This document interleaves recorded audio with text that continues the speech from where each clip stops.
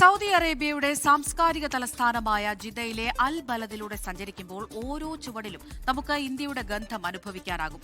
നൂറ്റാണ്ടുകൾക്ക് മുൻപ് തന്നെ സമുദ്ര വ്യാപാരത്തിലൂടെയും തീർത്ഥാടനത്തിലൂടെയും ഇന്ത്യയുമായി ഉണ്ടായിരുന്ന ആഴത്തിലുള്ള ബന്ധമാണ് ഇവിടെയുള്ള ഓരോ ശിലയും പറയുന്നത്.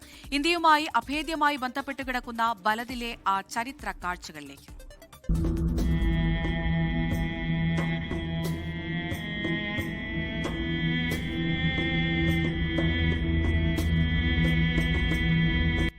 ജിദ്ദയിലെ ബലദിലുള്ള ഈ ചരിത്ര നഗരിക്ക് ഇന്ത്യയുടെ വിയർപ്പിന്റെയും അധ്വാനത്തിന്റെയും വലിയൊരു കഥ പറയാനുണ്ട്.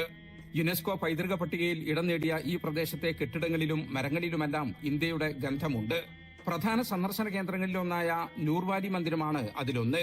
ഇന്ത്യയിലെ ഗുജറാത്തിൽ നിന്ന് ഹിജാസിലേക്ക് കുടിയേറിയ അബ്ദുൽ ഖാദർ നൂർവാലിയുടെ കുടുംബം പണിതുയർത്തിയ ഈ കെട്ടിടം അക്കാലത്തെ വാണിജ്യ പ്രതാപത്തിന്റെ സാക്ഷ്യപത്രമാണ്.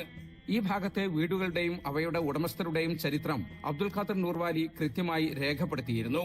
യുനെസ്കോ പൈതൃക പട്ടികയിൽ ഇടം പിടിക്കുന്നതിൽ ഈ രേഖകൾ വലിയ പങ്ക് വഹിച്ചു.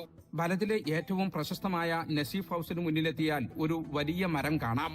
കത്തുന്ന വെയിലിൽ തണലേകുന്ന ഈ വേപ്പ് മരം വർഷങ്ങൾക്ക് മുമ്പ് ഇന്ത്യയിൽ നിന്ന് കൊണ്ടുവന്ന് നട്ടുപിടിപ്പിച്ചതാണ്. But look at this tree. It's the actually a neem tree, as it's famous in India. The BO or the address of this house, the house in front of it, a tree. Imagine, there are no house in this city, in front of it a tree except this house. ബലദിലെ പുരാതന നിർമ്മിതികളിൽ ഉപയോഗിച്ചിരിക്കുന്ന തടികളിലേക്ക് ശ്രദ്ധിച്ചാൽ അവയിൽ പലതും ഇന്ത്യയിൽ നിന്ന് കടൽ കടന്നെത്തിയതാണെന്ന് കാണാം. പ്രശസ്തമായ ഷാഫി മസ്ജിദിലും പഴയ കെട്ടിടങ്ങളിലും ഉറപ്പോടെ നിൽക്കുന്ന തേക്കുതടികൾ മലബാറിൽ നിന്നും മറ്റും കപ്പൽ വഴി എത്തിയതാണ്.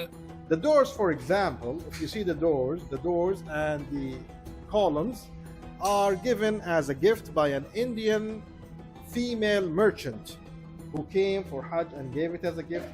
You see the Indian flower on it and the Indian carving and design art. This is from India. കടൽ മാർഗം ഹജ്ജിനെത്തിയിരുന്ന ഇന്ത്യൻ തീർത്ഥാടകർ കപ്പലിറങ്ങി തമ്പടിച്ചിരുന്ന സ്ഥലമുണ്ട് ബലദിൽ. അന്ന് അവർ പ്രാർത്ഥനയ്ക്കായി ആശ്രയിച്ചിരുന്ന പള്ളി മസ്ജിദുൽ ഹുനൂദ് അഥവാ ഇന്ത്യൻ പള്ളി എന്നാണ് അറിയപ്പെട്ടിരുന്നത്. ഇന്നത് മസ്ജിദ് അബൂബക്കർ എന്ന പേരിൽ അറിയപ്പെടുന്നുവെങ്കിലും ആ ചുവരുകളിൽ ഇപ്പോഴും പഴയ തീർത്ഥാടകരുടെ സ്മരണകളുണ്ട്. ചരിത്രം മാത്രമല്ല, വർത്തമാനകാലത്തെ ബോളിവുഡ് വിസ്മയങ്ങളും ബലദിനെ പ്രിയപ്പെട്ടതാക്കുന്നു.